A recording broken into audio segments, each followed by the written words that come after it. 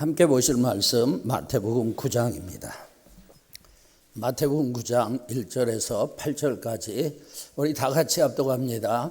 예수께서 배 오르사 건너가 본 동네에 이르시니 침상에 누운 중풍병자를 사람들이 데리고 오거늘 예수께서 그들의 믿음을 보시고 중풍병자에게 이르시되 작은 자야 안심하라 내 죄 사함을 받았느니라. 어떤 서기관들이 속으로 이르되 이 사람이 신성을 모독하도다. 예수께서 그 생각을 하시고 이르시되 너희가 어찌하여 마음에 악한 생각을 하느냐. 내 죄 사함을 받았느니라 하는 말과 일어나 걸어가라는 말 중에 어느 것이 쉽겠느냐. 그러나 인자가 세상에서 죄를 사하는 권능이 있는 줄을 너희로 알게 하려 하노라 하시고 중풍병자에게 말씀하시되 일어나 내 침상을 가지고 집으로 가라 하시니 그가 일어나 집으로 돌아가거늘 무리가 보고 두려워하며 이런 권능을 사람에게 주신 하나님께 영광을 돌리니라. 아멘. 하나님의 은혜가 오늘도 함께 하시기를 예수님의 이름으로 축복합니다. 오늘 설교는 10년 전 설교 리메이크한 설교입니다. 여러분 건강의 복을 죽을 때까지 누리기를 주의 이름으로 축원합니다. 성경에 보니까 모세는 120세가 되었지만 눈이 흐려지지 않고 기력이 쇠하지 않았다고 했는데 모세에게 주신 은혜가 저와 여러분에게 넘치기를 축원합니다. 어느 교회에 권사님 한 분이 대학 교수를 하셨고 그리고 한국의 유명 대학의 학장까지 하신 분입니다. 평생 유복하게 사셨어요. 부귀영화를 다 누리신 분입니다. 그런데 덜컥 병에 걸려서 병원에 입원을 했습니다. 이 신방 오신 목사님에게 권사님이 그런 얘기를 했어요. 목사님, 요즘 누가 제일 부러운 줄 아세요? 병실에 들어와서 대걸레질을 하는 청소하는 아주머니가 부럽습니다. 건강해서 저렇게 일하니 얼마나 좋을까 그런 생각이 들어요. 여러분 건강이 그만큼 중요합니다. 세상에서 부귀영화를 누리신 권사님도 병이 드니 청소하는 아주머니가 부러운 것입니다. 이 본문에는요 중풍병에 심하게 걸린 병자 한 사람이 나옵니다. 그는 스스로의 힘으로는 도저히 주님 앞에 나아올 수가 없었습니다. 그래서 친구들이 그를 침상에 누인 채로 데려와서 지붕을 뜯고 그리고 예수님 앞에 내려놨습니다. 주님께서 그에게 일어나 내 침상을 가지고 집으로 가라 말씀하시자 이 꼼짝하지 못했던 환자가 일어나서 걸어서 집으로 갔습니다. 오늘은요 이 사건을 통해서 예수님이 어떤 분인지 나누도록 하겠습니다. 제가 주님이 어떤 분인가를 선포할 때 여러분에게 그 믿음이 생기고 그 주님을 누리기를 축복합니다. 첫째, 주님은요 뭘 보시는 분이에요? 믿음을 보시는 분입니다. 여러분 기독교의 열쇠는 뭐죠? 믿음입니다. 구원 뭘로 받아요? 믿음으로 받아요. 천국은 뭘로 갑니까? 돈으로 갑니까? 예쁘면 갑니까? 지식 있으면 갑니까? 아니에요. 믿음으로 갑니다. 병든 자의 치료도 믿음으로 받습니다. 우리는 사역도 믿음으로 해야 합니다. 축복도 믿음으로 받습니다. 그리고 여러분 이 말씀대로 사는 것도요 야고보서에 보면 믿음이 있어야 행할 수 있는 것입니다. 본문에 나오는 중풍병자도 믿음으로 치료받은 사람이에요. 2절에 보면 사람들이 주님께 중풍병자를 데리고 왔습니다. 그때 예수님께서 그들의 뭘 보셨어요? 믿음을 보시고 주님은 그들이 가진 중풍병자를 향한 사랑이나 지붕을 뜯어내는 열심을 보신 것이 아니라 그들의 믿음을 보셨어요. 여러분 주님은 언제나 치유의 능력을 가지고 계신 줄로 믿습니다. 그리고 주님은요 모든 병든 사람들을 고치시기를 원하십니다. 그런데 주님은 항상 사람들의 믿음을 보시고 치유 유무를 결정하시는 거예요. 여러분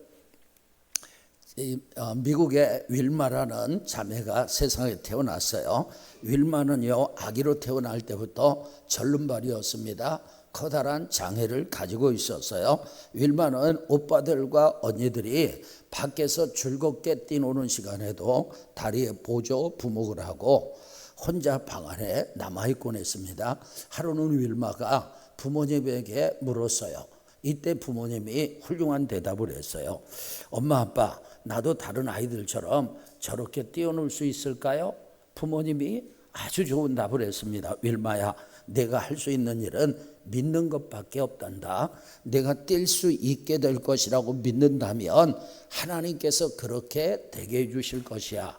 어린 윌마는 부모님의 말을 그대로 받아들이고 믿었습니다. 윌마는요, 믿음을 가지고 보조기를 떼고 오빠들과 언니들의 부축을 받으면서 걷는 연습을 시작을 했습니다. 윌마는 하나님이 자기를 걷게 하실 것이라고 확신했습니다.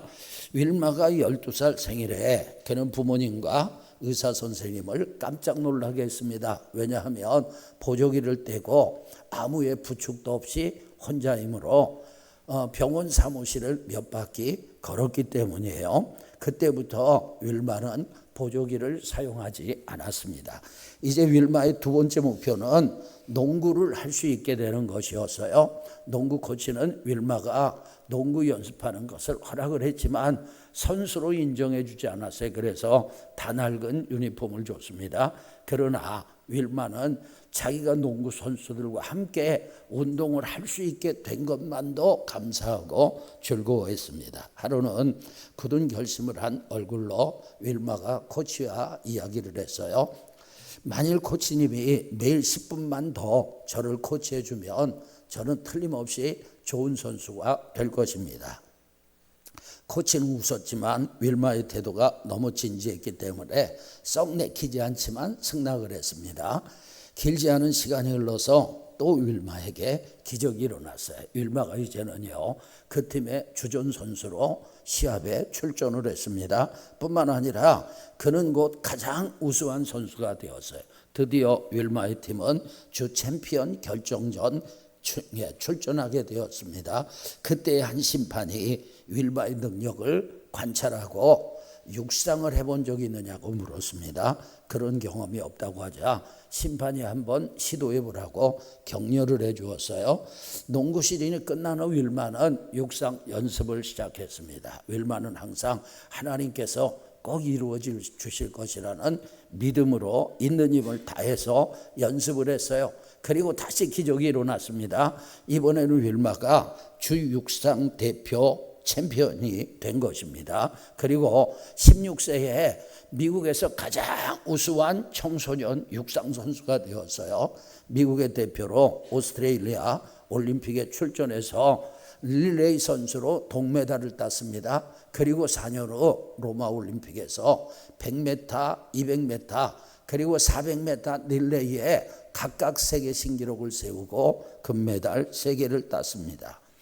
이후에요, 윌마는 이런 고백을 했어요. 절름발이었던 내가 이렇게 할 수 있었던 것은 하나님께서 나와 함께 하시면 꼭 무엇이든지 이루어 주신다는 적극적인 믿음의 자세였다. 이런 고백을 했어요.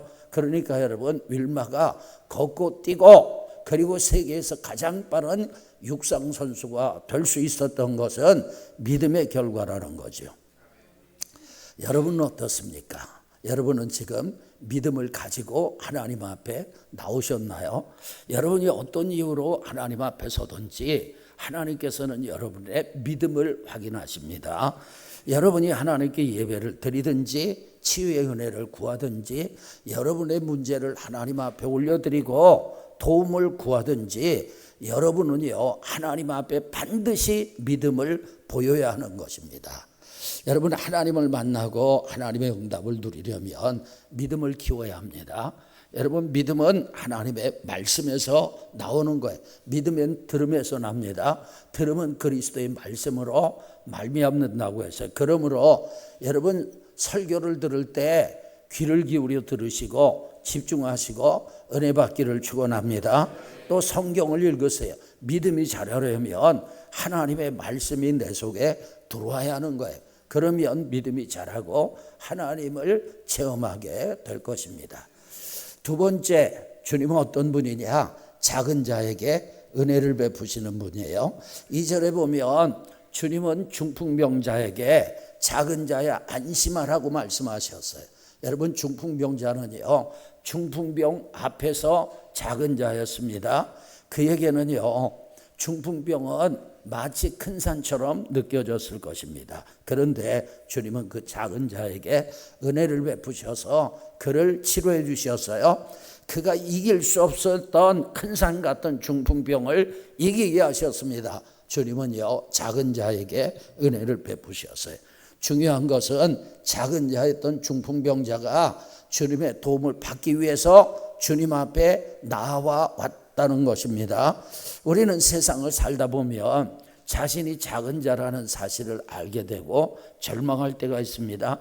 문제를 만났는데 문제를 풀 능력이 없습니다. 이럴 때 자신이 얼마나 작은 자인지 깨닫게 되는 거죠. 우리가 해야 할 일은 중풍병자처럼 주님 앞에 나아가는 것입니다. 할렐루야. 여러분 성경에요, 기도가 처음 나오는 것이 창세기 4장 26절이에요. 다 같이 읽겠습니다. 그의 이름을 에노스라 하였으며 그때의 사람들이 비로소 여호와 이름을 불렀더라. 아멘. 여러분 셋이 에노스라는 아들을 낳고 그때부터 여호와 이름을 불렀어요. 하나님을 불렀어요. 하나님을 불렀다는 말은 기도했다는 말이잖아요. 그런데 셋이 왜 에노스를 낳고 기도했을까요? 에노스는 사람이란 뜻도 있고 병약한 자, 죽을 수밖에 없는 존재라는 뜻도 있습니다. 그러니까 셋이 아들을 낳았는데 아들이 병약한 거예요. 곧 죽을 것 같아요. 그래서 아들을 낳고 아들이 약하니까 죽을 것 같으니까 하나님을 찾았다는 거예요. 여러분 셋에 하나님을 찾고 하나님 앞에 기도했더니 어떤 결과가 일어났느냐. 창세기 5장 9절에서 11절 다 같이 읽습니다. 에노스는 90세에 게난을 낳았고 게난을 낳은 후 15년을 지내며 자녀를 낳았으며 그는 905세를 살고 죽었더라. 아멘. 여러분 하나님께서 셋의 기도를 들으시고 응답하셨어요. 병약한 에노스, 죽을 것 같은 에노스에게 건강의 축복을 주셔서 그가 105세까지 살게 하셨습니다. 하나님은 약한 자에게 은혜를 베푸신 것입니다. 우리는요, 우리가 약할 때 하나님의 은혜와 자비의 근거에서 하나님 앞에 나아가야 합니다.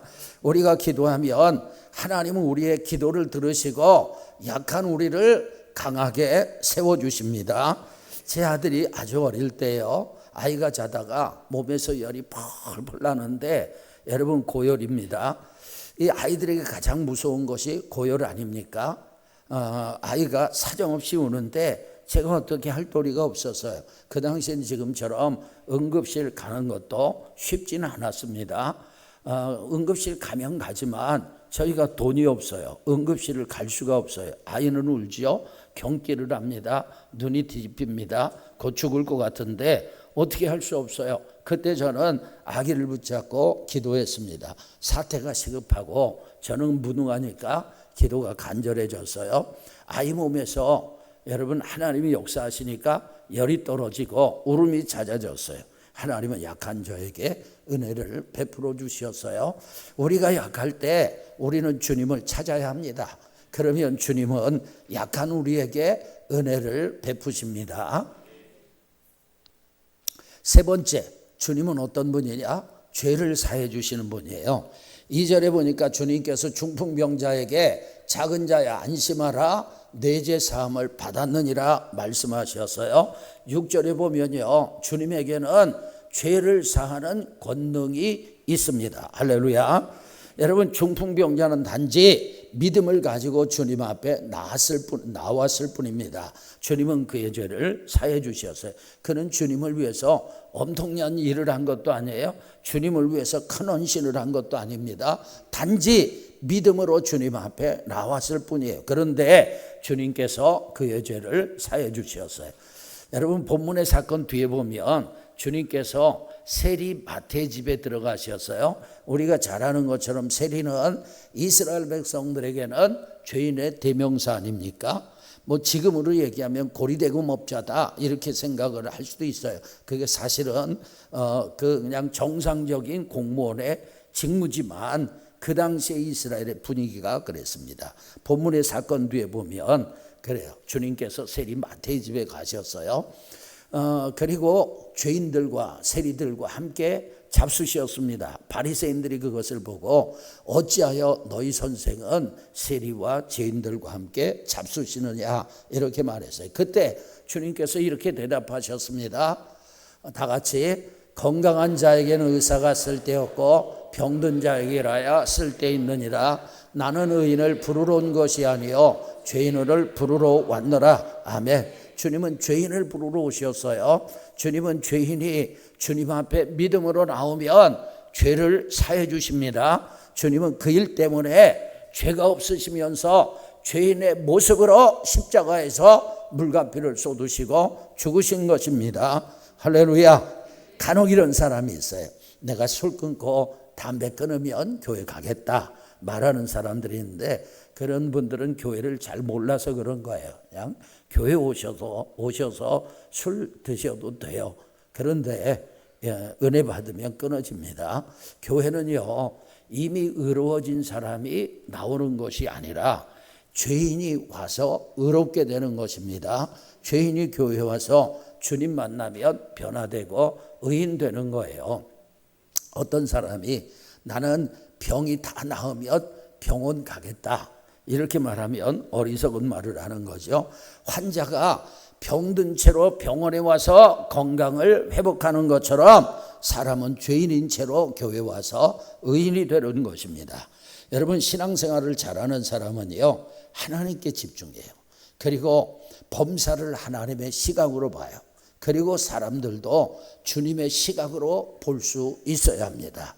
우리가 세상을 살다 보면 이해할 수 없는 사람들, 정말 소화하기 힘든 그런 사람들을 만나게 됩니다. 그럴 때 여러분 주님의 시각으로 사람을 보시고 넉넉한 마음으로 용납하시고 또 사랑할 수 있는 저와 여러분이 되기를 축원합니다.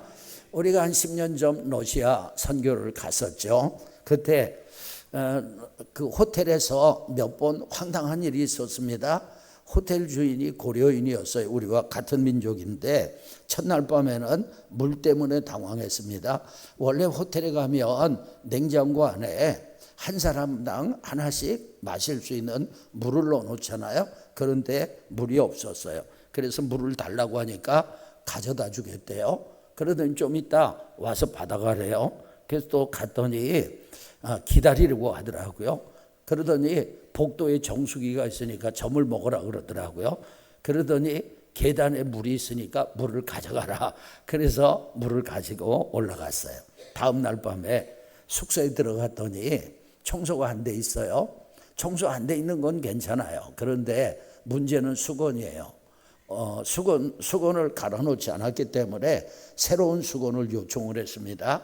이번에도 말을 몇 번 바꿨어요. 수건을 각 방에 넣어주겠다고 했다가 또 각자 와서 받아가라고 했다가 수건을 가서 달라고 하니까 또 넣어주겠다고 했다가 계속 말을 바꿨어요. 결국 저와 제 아내는요 전날 사용했던 수건을 재사용했습니다.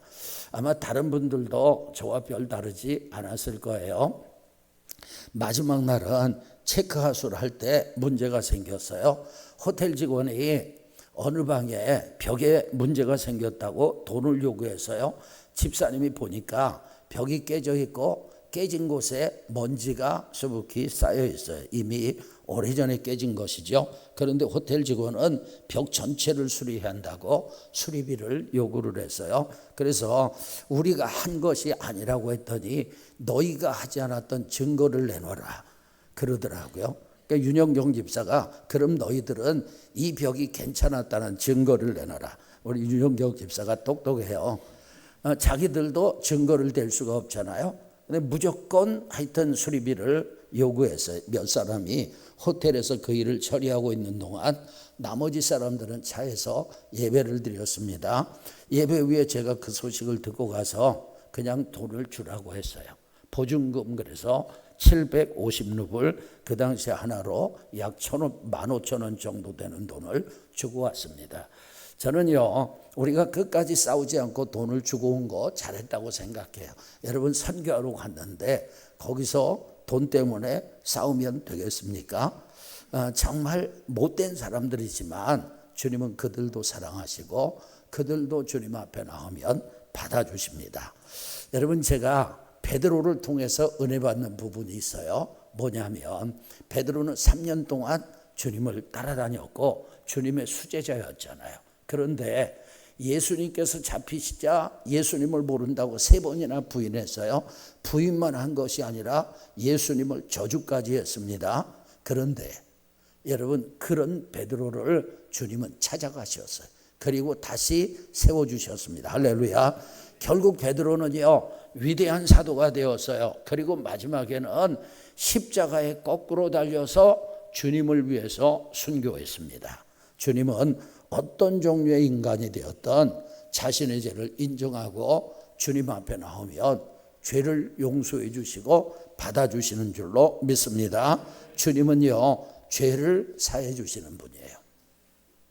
네 번째, 주님은 뭘 보신다고요? 중심을 보십니다. 주님께서는 중풍병자에게 작은 자에 안심하라, 내 죄 사함을 받았느니라 그렇게 말씀하시니까 어떤 서기관이 속으로 생각했습니다. 이 사람이 신성을 모독하는도다. 그래서 주님이 죄 사함을 주님이 4절에서 이런 말을 하셨습니다. 예수께서 그 생각을 하시고 이르시되 너희가 어찌하여 마음에 악한 생각을 하느냐. 그러니까 주님은요, 그 사람의 생각을 정확하게 파악하셨어요.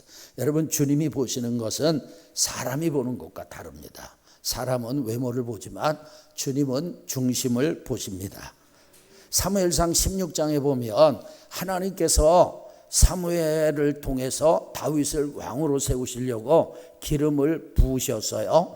사무엘상 16장 7절에 보면 하나님께서 엘리압을, 다윗이 아니라 엘리압을 왕으로 생각하고 엘리압에게 기름을 부으려는 사무엘에게 이렇게 말씀하셨습니다. 다 같이 읽습니다.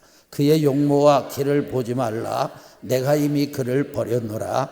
내가 보는 것은 사람과 같이 아니하니 사람은 외모를 보거니와 나 여호와는 중심을 보느니라. 아멘. 사람은 겉모습을 봐요. 그런데 우리 주님은 중심을 보십니다. 간혹 이런 사람 있어요. 나는 사람 신경 안 써. 나는 하나님만 신경 써. 이런 사람 있어요. 나는 외모 신경 쓰지 않아. 난 중심만 바르면 되지. 신령해 보이지만 좋은 자세는 아닙니다. 여러분, 사람이 하나님만 신경 쓰고 살 수는 없어요. 여러분, 하나님을 더욱 신경 써야 하지만 사람도 신경 써야 하는 것입니다. 여러분, 우리가 옷을 왜 입어요? 하나님만 신경 쓴다면 옷 입을 필요 없어요. 하나님은요, 하나님 앞에는 옷을 입었든지 벗었든지 상관없어요. 하나님은 모든 것을 다 아시잖아요. 하나님 앞에 뭘 숨기겠어요? 옷을 입는 이유는요, 사람을 신경 쓰기 때문에 옷을 입는 거죠. 우리는 사람 때문에 말을 조심해야 합니다. 하고 싶은 말 다 하면 안 되죠. 사람 때문에 행동을 조심해야 합니다.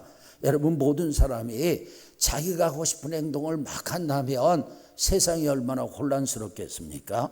우리는요, 사람도 신경 써야 돼요. 근데 사람을 신경 써서 외모를 적당하게 꾸며야 하지만 더 중요한 것은 우리의 중심입니다. 이유는 뭐냐? 하나님은 중심을 보십니다. 여자들은 남자들보다 외모에 더 신경을 많이 씁니다. 그리고 항상 거울을 가까이 하죠. 자신의 외모를 정돈합니다. 전 필요하다고 생각해요. 그런데 그보다 더 신경 써야 할 것은 바른 중심이에요. 거울을 보듯이 자신의 내면을 여러분 보고 잘못된 것이 있다면 회개하기를 축원합니다. 그리고 하나님이 기뻐하시는 그런 마음을 품으세요. 우리가 그렇게 산다면 내가 이새의 아들 다윗을 만나니 내 마음에 합한 자라, 맞는 사람이라 내 뜻을 다 이루게 하리라 말씀하셨던 하나님께서 저와 여러분을 통해서 하나님의 뜻을 이루실 것을 확신합니다. 주님은 중심을 보십니다. 다섯 번째, 주님은요, 뭘 가지셨어요? 말씀의 권세를 가지셨어요.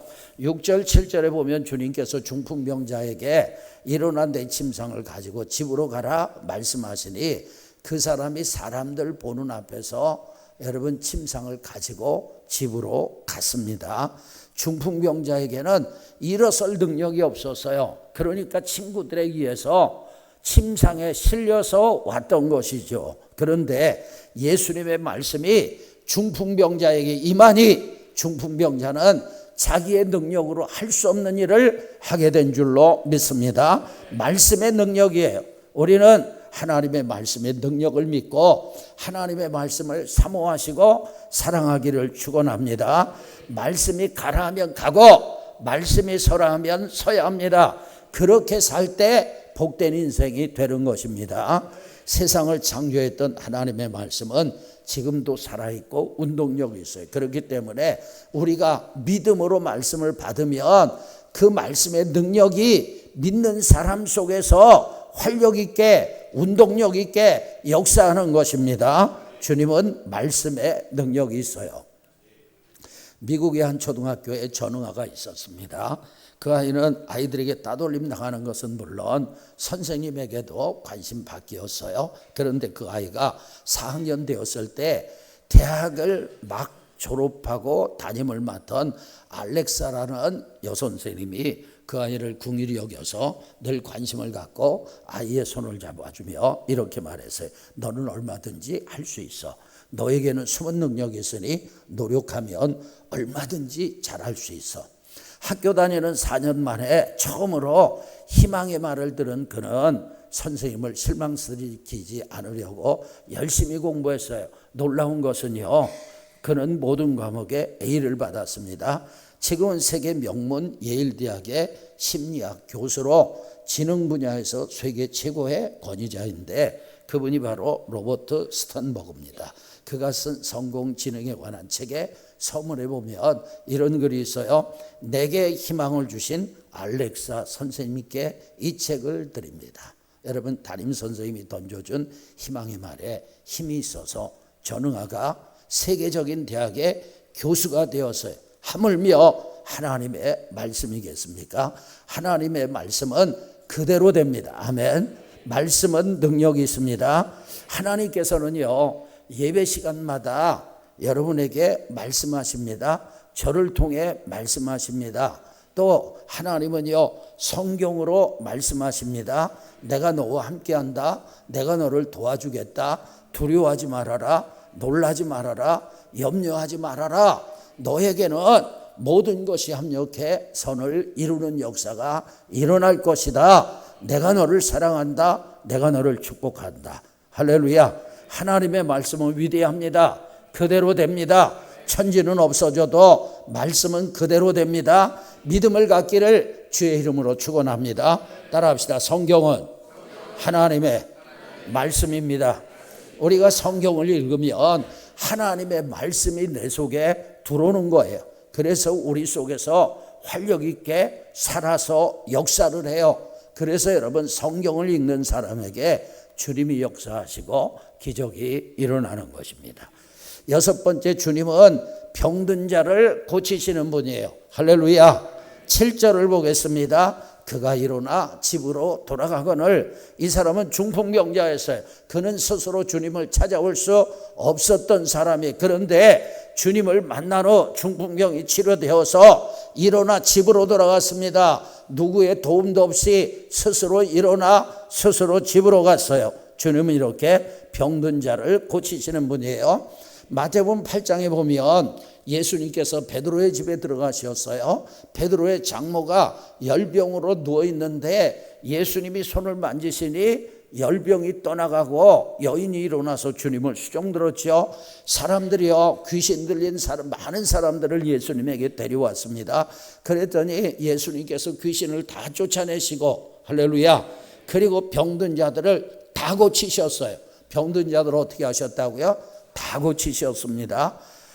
그 이후에 마태는요, 이사야 선지자 예언을 인용을 합니다. 마태복음 8장 17절 다 같이, 이는 선지자 이사야를 통하여 하신 말씀에 우리의 연약한 것을 친히 담당하시고 병을 짊어지셨다함을 이루려 하심이. 아멘. 여러분, 예수님은 어떤 분이에요? 우리의 연약한 것을 친히 담당하셨어요. 그리고 우리의 병을 짊어지신 줄로 믿습니다. 그래서 예수님은 이 땅에 계실 때 많은 병자들을 고쳐주신 것입니다. 아멘. 여러분, 교회사를 보면 하나님의 말씀을 믿고 말씀을 붙잡고 기도할 때 병든 자들을 치료해 준 사례가 많습니다. 그 중에 한 사건을 말씀을 드리면, 감리교를 세운 존 웨슬리, 여러분, 이분이 50세 무렵에 심각한 폐결핵에 걸려서 각혈을 할 정도로 위독했습니다. 의사는요, 회복이 불가능하다고 말했어요. 죽음이 임박했다고 느낀 웨슬리는 처음에 자신의 묘비에 쓸 글을 준비를 작성을 했습니다. 내용은, 여기 존 웨슬리의 시신이 누워있다. 그는 50세에 폐결핵으로 세상을 떠났다. 이런 식의 내용이었어요. 그는 철저히 하나님의 말씀에 매달리기 시작했습니다. 그가 붙들었던 말씀은 시편 103편 2절에서 3절이에요. 여러분, 우리 김은택의 이름이 여기서 왔어요. 다 같이 읽겠습니다. 여호와를 송축하며 그의 모든 은택을 잊지 말지어다. 그가 내 모든 죄악을 사하시며 내 모든 병을 고치시며. 아멘. 여러분, 우리가 하나님을 찬송해야 하는 이유가 뭐냐? 첫째, 그가 내 모든 죄악을 사하시며. 아멘. 두 번째, 그가 내 모든 병을 고치시며. 아멘. 또 시편 30편 2절입니다. 다 같이, 여호와여 내가 주께 부르짖음에 나를 고치셨나이다. 아멘.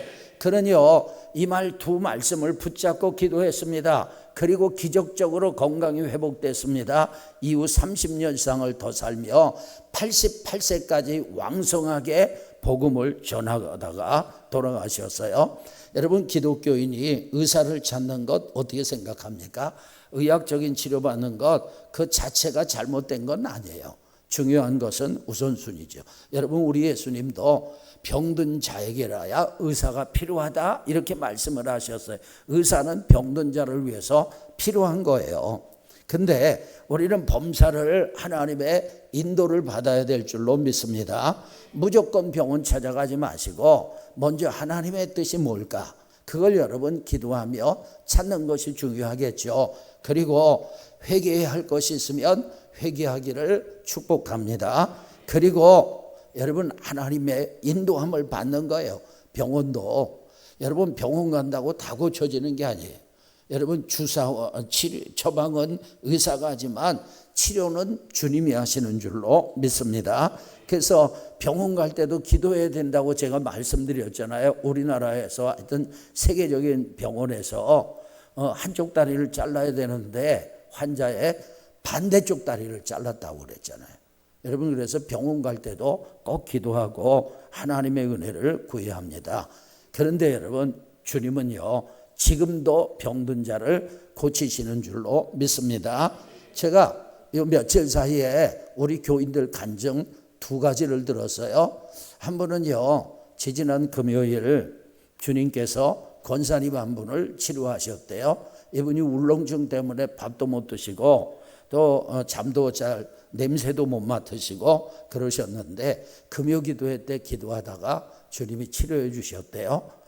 또 어제 제가 들어보니까 어떤 분도 하나님께서 치료해 주셨다 이런 얘기를 들었습니다. 여러분, 주님은요 지금도 치료하십니다. 아멘. 믿음을 갖기를 주의 이름으로 축원합니다. 오늘 설교는 친구들에 의해서 주님에게 실려온 중풍병자를 고치신 예수님에 대해서 말씀을 나눴습니다. 우리 주님은 어떤 분이냐? 뭘 보시는 분이에요? 믿음을 보시는 분입니다. 우리 주님은 작은 자에게 은혜를 베푸시는 분이에요. 세상 사람들은 작은 자를 무시하지만 여러분, 우리 주님은 작은 자에게 은혜를 베푸세요. 세 번째, 죄를 사해 주시는 분입니다. 네 번째, 뭘 보신다고요? 중심을 보십니다. 다섯 번째, 말씀의 권세를 가지셨어요. 말씀이 여러분 안에 차곡차곡 쌓이고 그 말씀이 여러분에게 능력으로 나타나기를 축원합니다. 예수님은요, 말씀이 육신이 되어 오신 분이에요. 근데 말씀이 내 안에 들어올 때 내 육신을 통해서 주님이 나타나시는 거예요. 마지막으로 우리 예수님은 병든 자를 고치시는 분입니다. 이 주님을 여러분이 믿으시고 체험하기를 주의 이름으로 축원합니다.